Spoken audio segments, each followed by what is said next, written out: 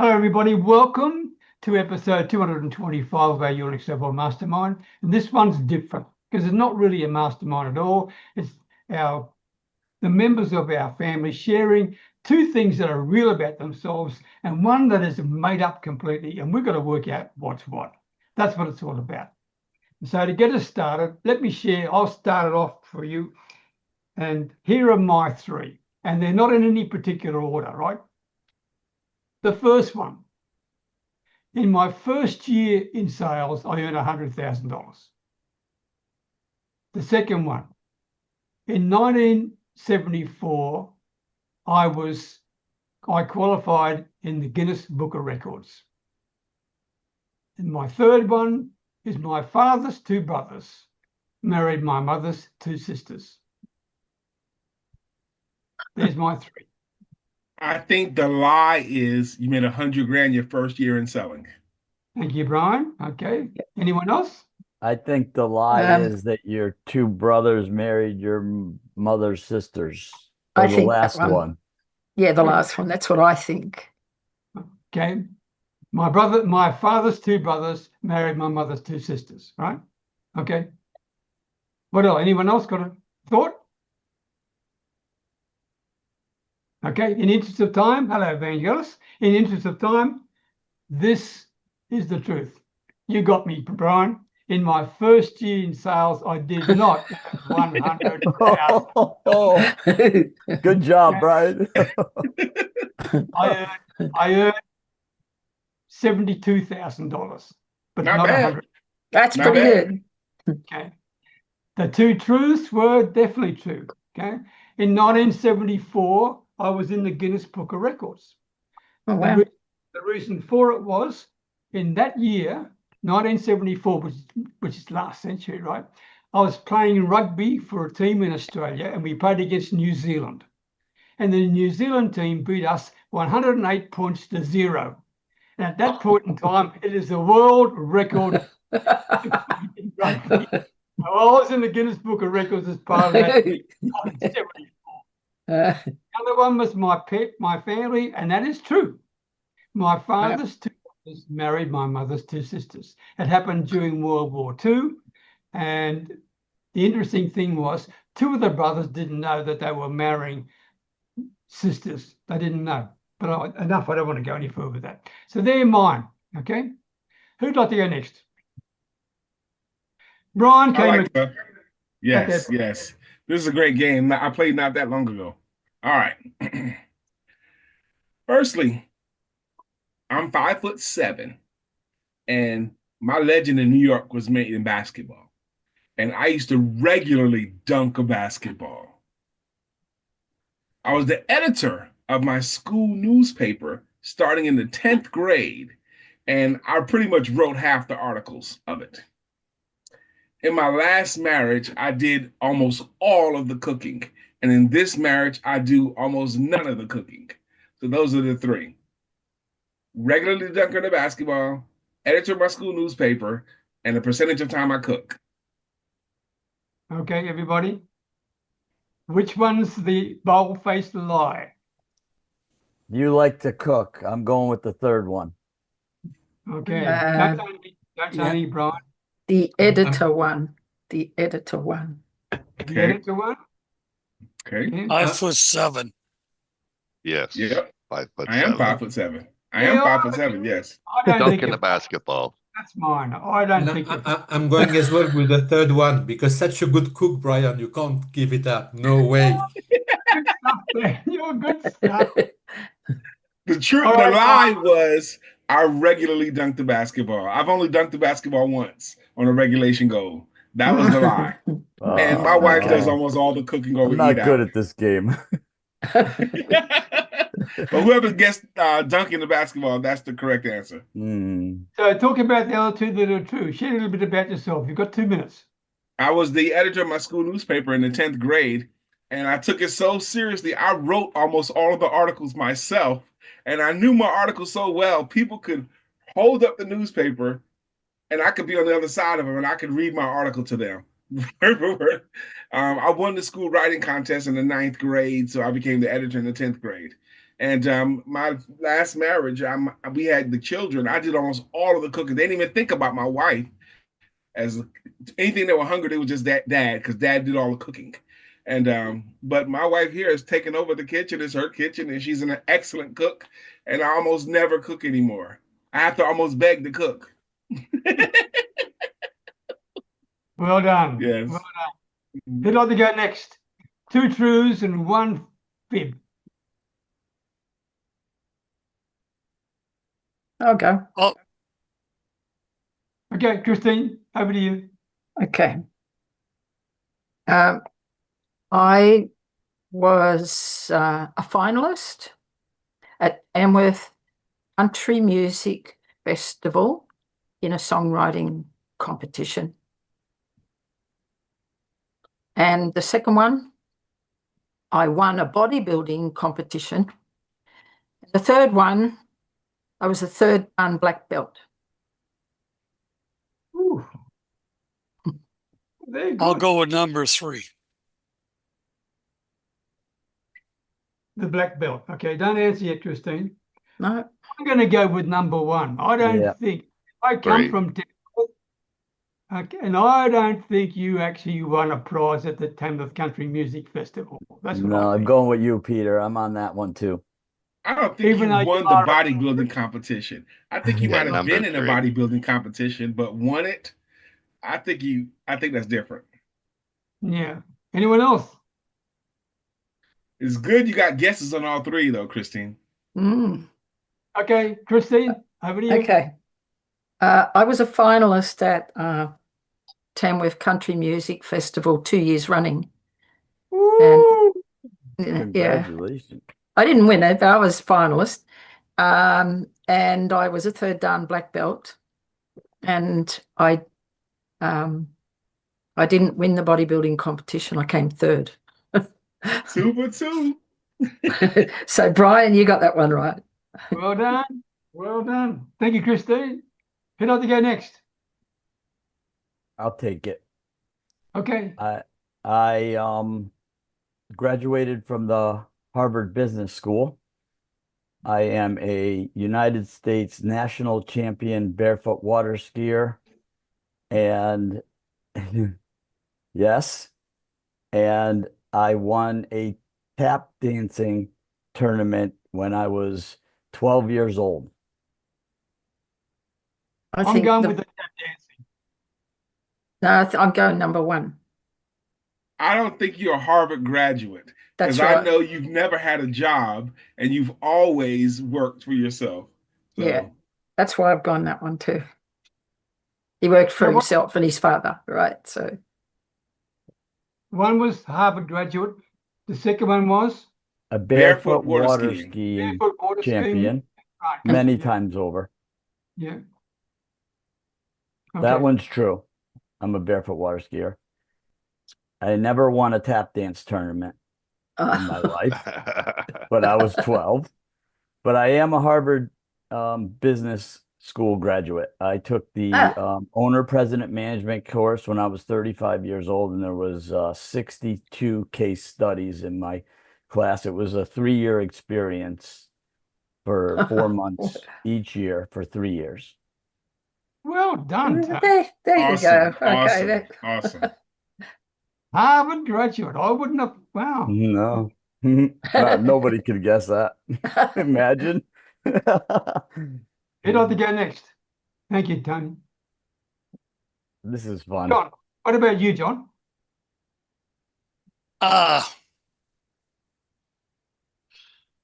Three things. Love fishing. 2, enjoy being out in the great outdoors up in the mountains. And 3, outlive 4 vice presidents with my last company. Ooh. Can you comment for me? Interesting that all could be true. Okay. Later. Can But you it's got to say be that? something ironic for John. So I'm gonna say he doesn't love fishing.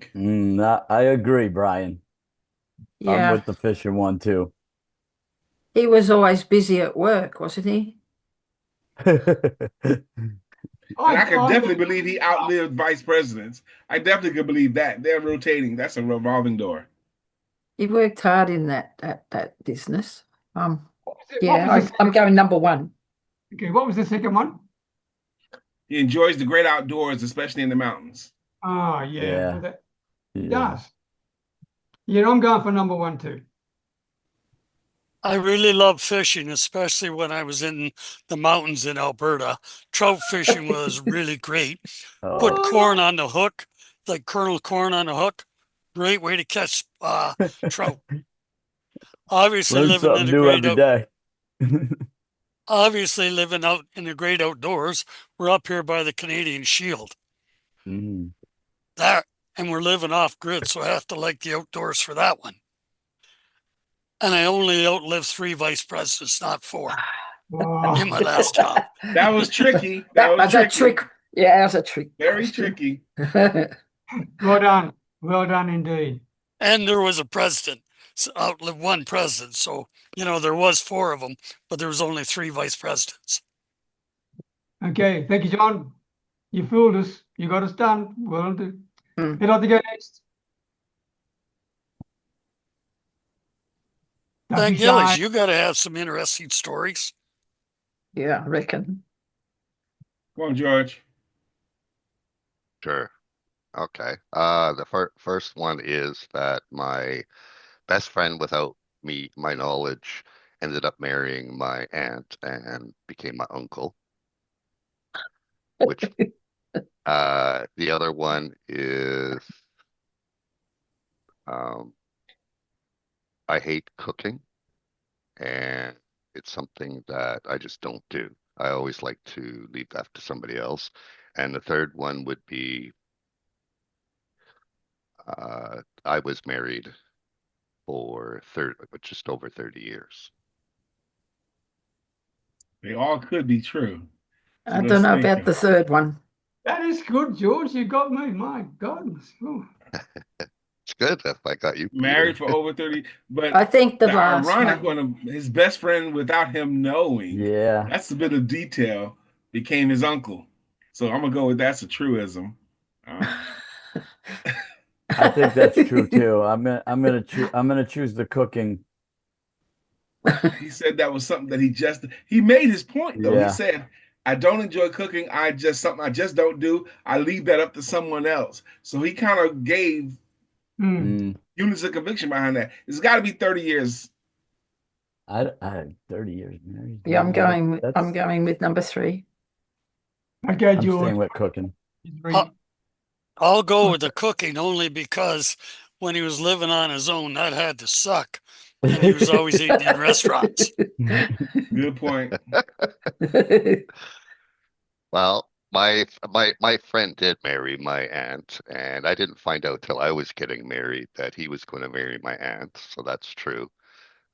Cooking, I love to cook, just by the way. I hate doing the dishes, but I love cooking. And yes, I was married for just over 30 years. Congratulations. You got me. Thank you. Wow. Well done. Okay. You got us. Okay. Daniel, what about you? Daniel or Vangelis? 2 truths and 1 lie. Okay, I go there. First thing, okay, I love scuba diving, and I've dived in some of the nicest spots in the world. Second, I married on the day I was 30 years old. Third, I went on a trip to Austria, and by an absolutely unbelievable coincidence, I met my brother in a restaurant on the street. I didn't even know he was there. Whew. I don't think you married on your 30th birthday because That's that's what I 2 think. events and you're making them Yeah. into 1 event. Well, I'm not having both of them be separate events. Okay. Sorry, Yeah. can you repeat, Brian? I'm going to go with the one that's not true is that you Mhm. married her on your 30th birthday. Okay, right, okay. That's what I think as well. I'm going to say number 3. You met your brother in Austria. Yeah, I agree. Okay. I agree, George. Bumping into your brother in Austria. Me too. I think that's too much of a It would coincidence. be pretty much of a coincidence. It would. Okay. Anybody else? So, I'll go with number 3. Okay. Oh, lots of threes. Right. So very interesting because normally I'm not great. I mean, but okay. I was born on the 30th of August, 1961. And when I married in the French consulate in Belgium. And the officer is reading it and he says, "Oh, we are today on the 30th of August, 1991." And he looks at me, "Wow, happy birthday." So I'm married on my 30th birthday. Okay. Did I meet my brother? I wish I did that, then I'd remember my anniversary better. Yeah, well, I mean, at least I can't forget this one. So did I meet my brother? Yes, I did. It's absolutely unbelievable. But I went out, I was in a hotel, I wanted to stay in, but I don't know. I thought it was my first time in Vienna. I thought I'm going to go out. I'm going out for a walk. And then I think, oh, I'm going to go and eat something. I spot a restaurant. I'm going there. And I was queuing. And after 5 minutes, there's a voice saying, "What are you doing here?" It was my brother with his girlfriend. Same time, same spot. Now, guys, I've got to tell you, I don't believe in coincidences any longer. I believe everything happens for a reason, but this is a true. And last point is, I've never done any scuba diving in my life.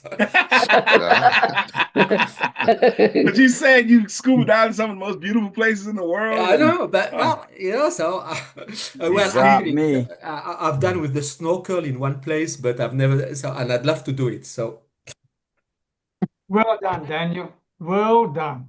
thank you. 30th birthday. Okay. Vangelis. 2 truths and 1 bold-faced lie. This is, I've been thinking about this one all night because, all right, let's see. I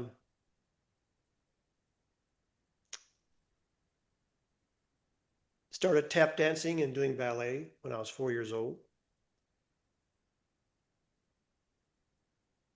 There were a couple of years during my university times where I was with a whole bunch of people and we used to go to the disco clubs. And they would have marijuana and sometimes I would get drunk and smoke and stuff. And the third one is I was in the rodeo in San Antonio. Oh, wow. I'm You going look with like a cowboy. I'm gonna say three's real. You just I'm going need to a say cowboy it's hat. okay. I I don't think you definitely smoke believe pot about the and dancing. drink. I Yeah. think your strict parents would have had a fit if you'd gone smoking and drinking. I'm going to go that But one. he was in That one's college, a lie. though. He was in college. Oh, No, he might have rebelled. Yeah, maybe.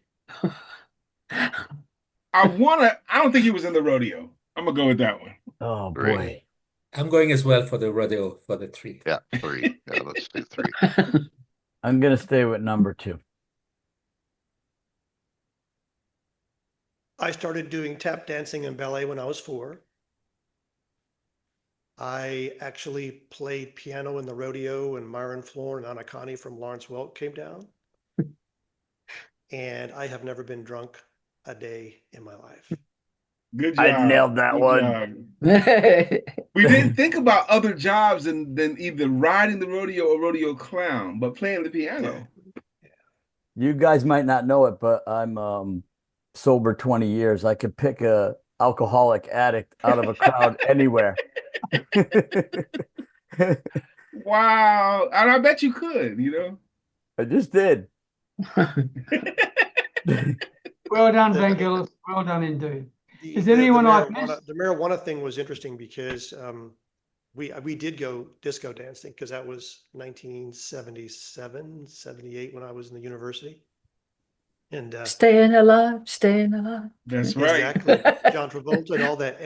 And I was with these guys all the time, and I was like the designated driver. And in fact, I would take home all their girls because they were in bathroom throwing up, and they would be drunk all the time. And one time we were in the dorm room getting ready to go disco, and knock on the door, guy goes in, he pulls this marijuana and a scale out from under the bin. I'm thinking, oh yeah, great. I never knew. And I could just see the cops coming in. Yeah, sure you didn't know. I mean, I really didn't know.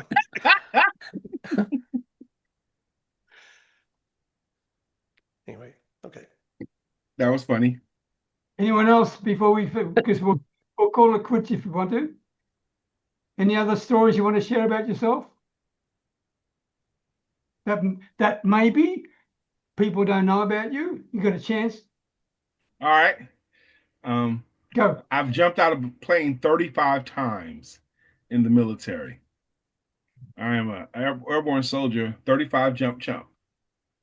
Wow. So I've only done that once in my life. Yeah. It was fun though. I can imagine. It's exhilarating, right? No, military jumps are not designed to be fun. Oh, They're designed to get you from the plane to the ground as fast as you can so you can start shooting back.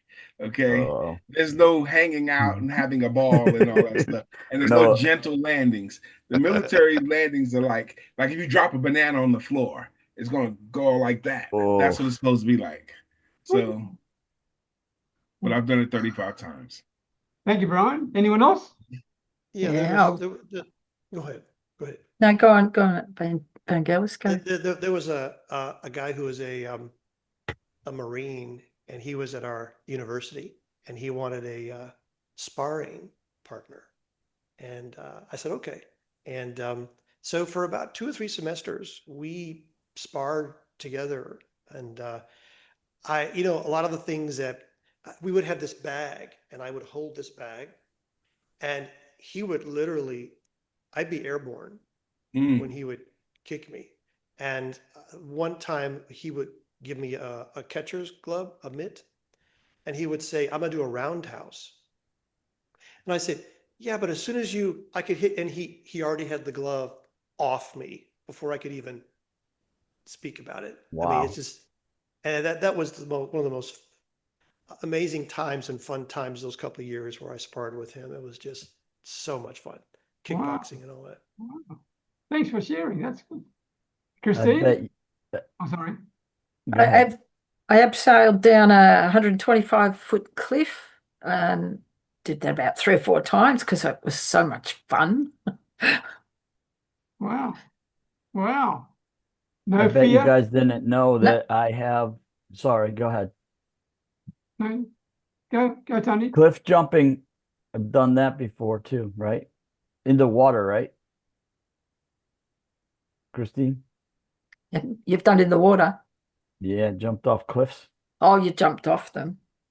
Yeah, but Yeah. I bet you didn't. So what I was gonna say is I bet you guys didn't know I have 52 tomato plants this year. I have 45 pepper plants. We have My about favorite 3 food. dozen watermelon, squash, pumpkins.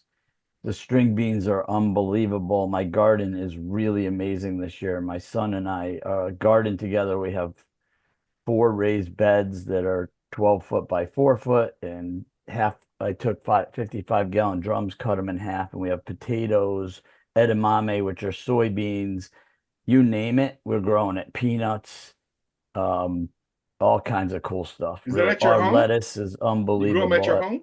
Yeah, I'll send a picture next or show you guys a Vertical? picture. I would love Vertical to see one. Send it to me on Facebook, please.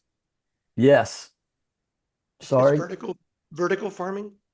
Yes. Oh, So Well, so we have a fence that I put trellises on. So my tomatoes grow. I have 8-foot trellises. I grow them on strings. And so they're single stem or double stem. We put 2 stems for my indeterminate tomatoes, and my Roma tomatoes are all bush tomatoes. So I build trellises for all that. And then we have some trellis type. I use concrete wire, and we grow our squash and watermelons up the trellis, and we hang them in Wow. hammocks, like nice. these little hammocks. So the fruit hangs on the fence in the hammocks. It's really cool. Cool. Having a great time doing it. Well, you're Italian, aren't you? So I know what you're going to do with the tomatoes and the Oh, yes. what were they? Sauce. Capsicums?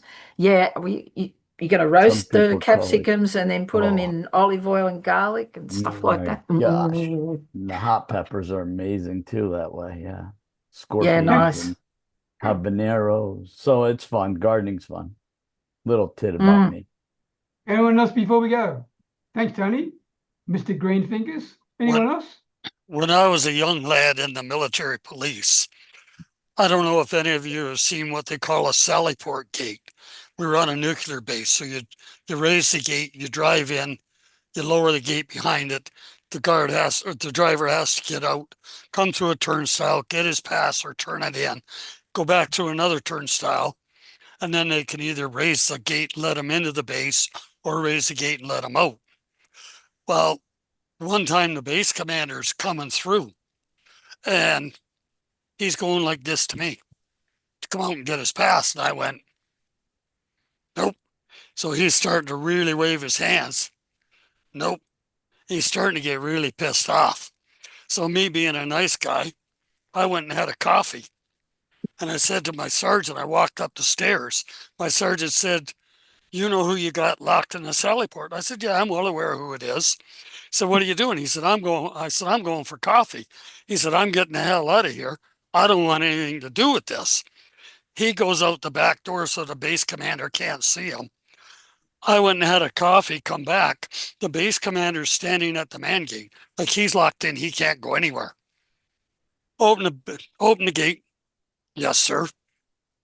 Private, when I give you an effing order, I expect you to effing well get your ass out there, get my pass when you're told. No, sir. What the fuck do you mean, no, sir? The day before, because we just had flip charts, he had taken and written out, under no circumstances will anyone of any rank have the MPs come out to get their badge. They will get out of their vehicle, turn them in, and go back in. And he signed his name to it. And I'm reading this off right in front of him. And I said, I do believe that's your signature, isn't it, sir? Down goes his pass. I let him out. Now that flies all around the base like it's going out of style. Now, part of this deal was I didn't know if they were testing me to see whether you'd follow orders or not. To going for the coffee, that was like getting a little carried away. But since I was the lowest private, what's he going to do to me? He can't bust me any lower than I already was. So Good story. it definitely got his attention. Good story, John. Good story. You were Anyone else? down in history. Thank you. I love you sharing these. I really do love this. Anyone else got something to share before we go? How about you, Peter? I've shared mine already. Okay. Yeah, I've shared mine. Although I'll give you one. Thank you, Kristine, Peter. you would appreciate this. I lived for many years in a town called Tamworth in northern New South Wales, in Australia, right? And on Sundays we used to go out with my dad into the forest around and cut timber for our open fire. And there were 3 boys in our family, right? And we were always a pain in the butt, right? We never helped Dad at all. We should have, but we didn't, right? And we were busy playing cowboys and Indians and climbing up this cliff. And we're climbing up this cliff this day. And I got to the top of the cliff. And when I say climb it, it's only about maybe 10 feet, 3 or 4 meters, that's all. But I got to the top and I peeked over the top of this thing. And there's this king brown snake looking right at me. Oh boy. A king brown snake is deadly. Yep. It's deadly. The amazing thing was it didn't move. Right? Mm. I feel also did land on my bloody head, right? And break my collarbone, right? But the snake didn't move. So that's a true story. Wow. Could have killed me. Could have You killed might me. not have been here if you got bit by that thing. Yep. No, They're pretty venomous. they are. We could call you the snake charmer. Okay. Well, we'll call it quits. This Thank is you very much. fun. Anyone This else? is good day. Thank you so much for sharing pushed to do anything in particular. And there were a couple of people who messaged me saying, I don't feel comfortable about talking about lies. And that wasn't the purpose of it, but it was the idea was to have a bit of fun, right? That's what Yeah. it was. So, It was fun. oh, by the way, I forgot this. Here's some apologies. Oh, I nearly forgot that. Yvonne Jones, Dr. Annika Sorensen, Dr. Chris Willems, Mark Engstar, and Tina, who was with us earlier, but she's not feeling very well and she had to leave. So, all right, that's it. Thank you, everybody, for sharing about you. I appreciate you even more for who you are. Okay. I'll make sure I get the video done as quickly as possible. Cheers for now. Thank you. Thank you, everybody. Cheers. That was Bye now. Bye, fun. everyone.